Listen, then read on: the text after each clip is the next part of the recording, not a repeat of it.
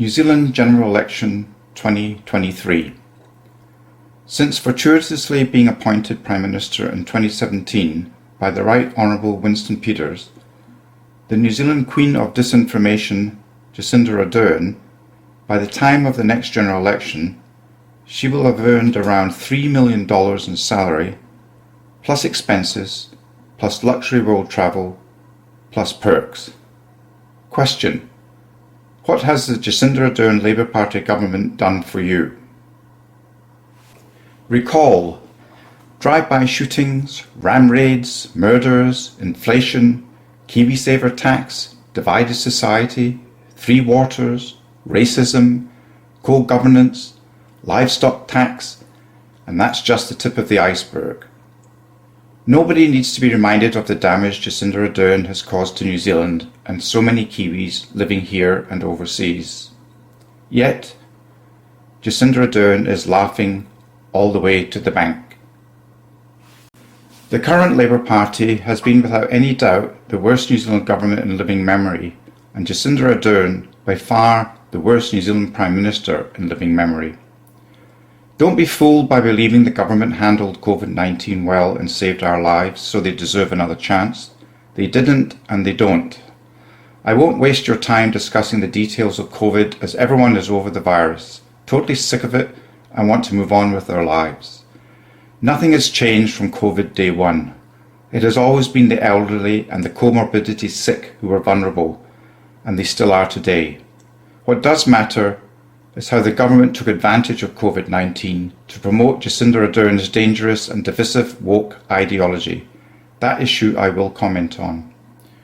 Remember in the early COVID-19 days, when most people were genuinely scared of the virus and Jacinda Ardern held daily virus meetings live on TV, briefing us all and projecting deep caring and kindness platitudes from the pulpit?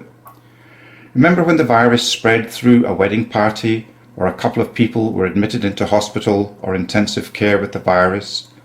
How Jacinda Ardern preached from the depths of her heart how desperate this situation would become for the safety of our lives and families if we didn't all lock down. Remember when someone passed away with the virus? How, on behalf of the country, Jacinda Ardern broadcast our sincere thoughts and prayers to the devastated families.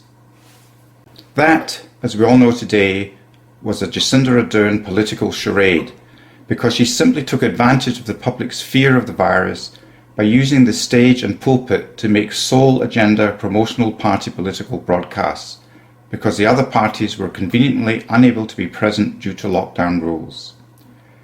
How do we know her actions were a charade? Look what actually happened when Jacinda Ardern opened the borders. New Zealand ended up having one of the highest death rates per capita in the world, with many elderly and comorbidity sick dying from COVID-19. Yet there was not a peep of concern from the government then, or even today for that matter. No more smiles and caring platitudes from the pulpit. Live caring TV meetings disappeared, and not a mention was made of the deaths, other than passing comments in the media. The elderly and sick were dying, and nobody in the government cared. Worse still, not only are the elderly and sick still dying from COVID today, even more people are dying from other non-COVID related causes, referred to as above average excess deaths. And once again, this Jacinda Ardern Labour Party is silent. Not a peep, not a smile, not a caring platitude from the live TV pulpit anymore. Total silence. Why? Obviously, there are no votes to be grabbed from announcing failure. So please, do not be fooled by Jacinda Ardern's handling of COVID-19. In essence, she was an abysmal failure, but I suspect most Kiwis around the world realise that now. Instead, she took full advantage of the global virus scaremongering environment to manipulate this fortuitous political landscape and promote her kindness ideology on a grand scale, ultimately winning the New Zealand 2020 general election outright. Jacinda Ardern's handling of the COVID-19 virus was nothing more than a political charade to win votes, and it worked. New Zealand and many Kiwis living overseas were well conned. The second best thing for Kiwis in 2023 would be for the Labour Party to lose the general election. However, the best thing for Kiwis in 2023 would be for the Labour Party to get less than the minimum 5% MMP threshold. If you put your minds together and spread the word, then we can all do this. The team of 5 million can be winners. You owe this to yourself, your families and your friends. Although I am not a Labour Party supporter, I am certainly not anti-Labour. I have many family and friends who support the Labour Party, but they all unanimously agree that the Prime Minister Jacinda Ardern has destroyed their party and they will not vote Labour again while she remains at the helm. It's very hard to disagree with such an excellent observation and attitude. Jacinda Ardern reminds me of Elizabeth Holmes, who conned thousands of investors and was recently sentenced to 11 years in prison for biotechnology fraud. However, Jacinda Ardern's Labour Party government have blatantly deceived the entire population of New Zealand, yet they are not accountable.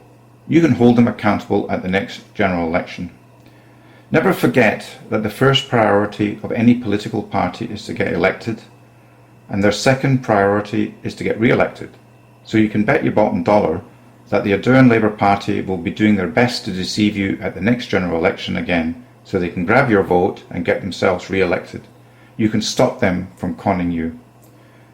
The Ardern Labour Party have very few bullets left, but in an attempt to grab your vote, they will almost certainly backtrack on some more of their policies and distribute a few handout bribes again, like the recent cost of living payment.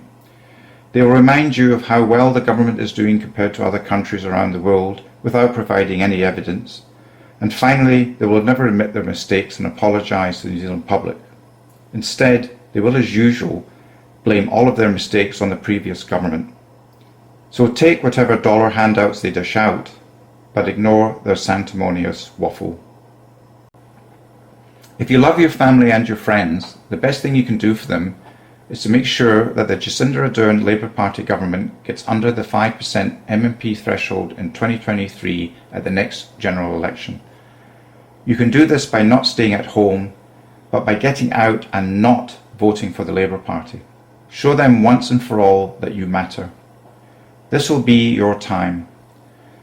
This will be a time when the team of 5 million really matters, really have a voice together.